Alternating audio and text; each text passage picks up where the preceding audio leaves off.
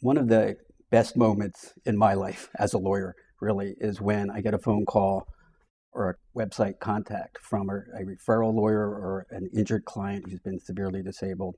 And the story I frequently hear is I have terribly disabling injuries. And my attorney, my previous attorney, told me that all he could do was settle with a driver that hit me for policy limits, which might be $35,000 or $50,000.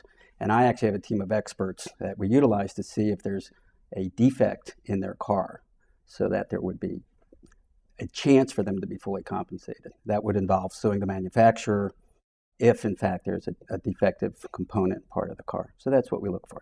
One of the problems is, I think, that people are not very aware of the defective components. I tried a case a few years ago against Daimler Chrysler at the time, and was fortunate enough to receive a $2.1 million verdict.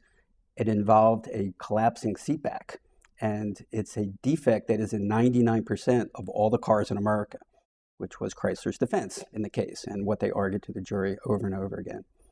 And the jury saw through it and basically agreed with us, which is it's a defect, it's a defect. It may be in all the cars on the road, but it's still a defect. And what happened to that lady was that she was hit from the rear and her seat totally collapsed and had disabling injuries. So that's really a defect that I think a lot of people don't know. They're literally sitting on a defective seat. My experts can determine things like whether the airbag, in fact, should have deployed and did not deploy. That can happen in a frontal impact. Whether a seat collapses, which can happen in a rear impact.